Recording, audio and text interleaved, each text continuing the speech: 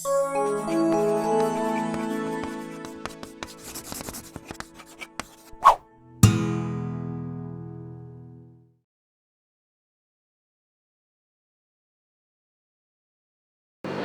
my dear students. Myself, Professor Rohit Patil, and I'm going to teach you mathematics, guys. So let's begin. Today, our chapter is complex number from standard 11 maths 2. So, complex number is very new for you. ये number शायद आप पहली बार सुन रहे हो क्योंकि school में complex number का कोई भी कंटेंट इन्वॉल्व नहीं होता. सो कॉम्प्लेक्स नंबर में डिटेल पढ़ने के लिए सबसे पहले हम लोग स्कूल बैकग्राउंड के नंबर्स को चेक करेंगे. सो लेट्स बिगिन गाइस कि स्कूल में हमने जो नंबर्स किए थे वहां पर क्या क्या नंबर्स देखे थे. तो सबसे पहले हम लोग ने रियल नंबर्स देखे थे. तो रियल नंबर्स होता क्या है? रियल नंबर ऐसे नंबर होते हैं जो एग्जिस्ट करते रियल लाइफ में. मतलब अगर आप नंबर लाइन बनाओ और उस पर सारे नंबर्स लिखो सो वो सारे नंबर्स आपके लिए क्या बन जाएंगे? रियल नंबर्स बन जाएंगे. So number which exist on the real number line, जो रियल नंबर लाइन पे जितने नंबर्स हम लिख सकते हैं वो सारे नंबर्स रियल नंबर बन जाते हैं. Okay, I hope it is clear to you. Further real number के दो पार्ट बनते हैं. एक पार्ट होता है उसका रैशनल नंबर, दूसरा होता है उसका इर्रेशनल नंबर. सो आइए देखते हैं कि इसका पहला पार्ट रैशनल का क्या मतलब होता है. सो रैशनल नंबर ऐसे नंबर होते हैं जो कि हम एक्सप्रेस कर सकते हैं p बाय q फॉर्म में, फ्रैक्शन फॉर्म में. सो p बाय q फॉर्म में जो नंबर को हम लिख सकते हैं उसको हम बोलते हैं रैशनल नंबर. अभी गाइस pq क्या है? pq इंटीजर्स है. तो अगर pq इंटीजर्स है इसका मतलब q डिनोमिनेटर में जीरो नहीं होना चाहिए, क्योंकि अगर डिनोमिनेटर जीरो हो गया तो डिवीजन एग्जिस्ट नहीं करेगा. सो pq का जो भी फॉर्म है आपका वो रैशनल फॉर्म बनाएगा. pq इंटीजर रहेगा लेकिन q को ध्यान रखना जीरो नहीं होना चाहिए. तो आप देख सकते हो यहां पर एग्जांपल में मैंने 4/5 लिया हुआ है. यस, ये p बाय q फॉर्म है, रैशनल नंबर बना रहा है. 2/3, 5 जो कि हम लोग 5/1 लिख सकते हैं, 22/7, ये सारे तुम्हारे लिए रैशनल नंबर्स बनेंगे गाइस. और फिर बात करें कि इसका डेसिमल, ये जो नंबर्स है इसका डेसिमल का नेचर कैसा रहेगा.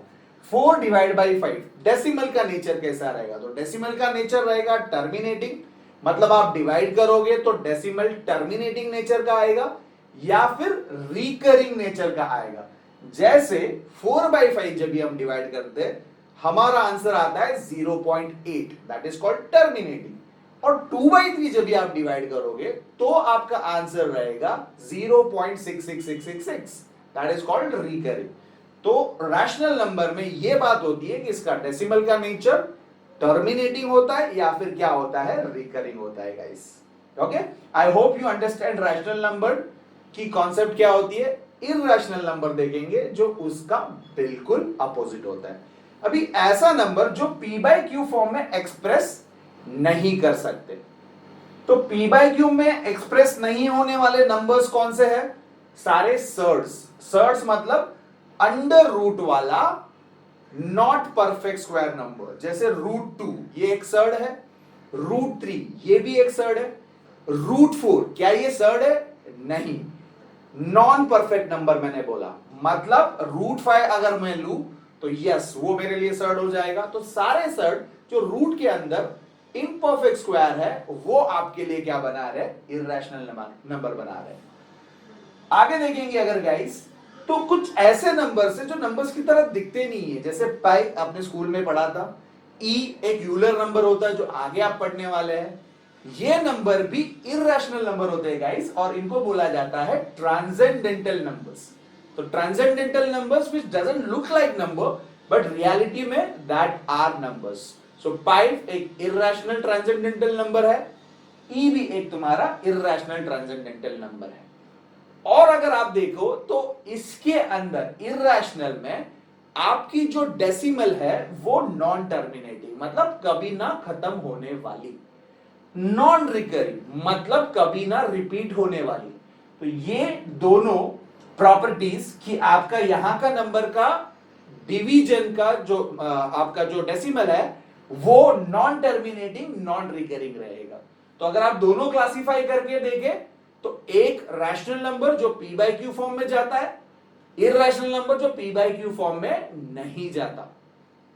एंड अगर आप उसके डेसिमल की बात करो तो रैशनल नंबर में टर्मिनेटिंग और रिकरिंग नेचर का डेसिमल होता है, इररेशनल नंबर में नॉन टर्मिनेटिंग नॉन रिकरिंग का डेसिमल होता है।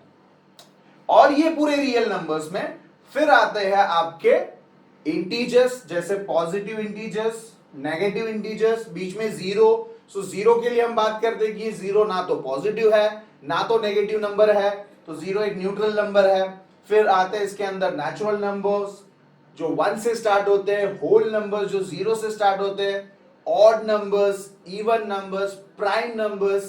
प्राइम नंबर्स मतलब जो अपने आप से डिवाइड होंगे या फिर 1 से डिवाइड होंगे और कोई फैक्टर नहीं होगा।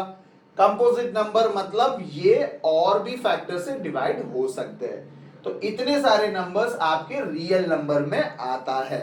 तो ये गाइस आपका 10th स्टैंडर्ड का बैकअप नंबर हिस्ट्री है। इसके आगे हम देखेंगे कुछ और नए numbers and finally will go to this concept of complex number. Thank you.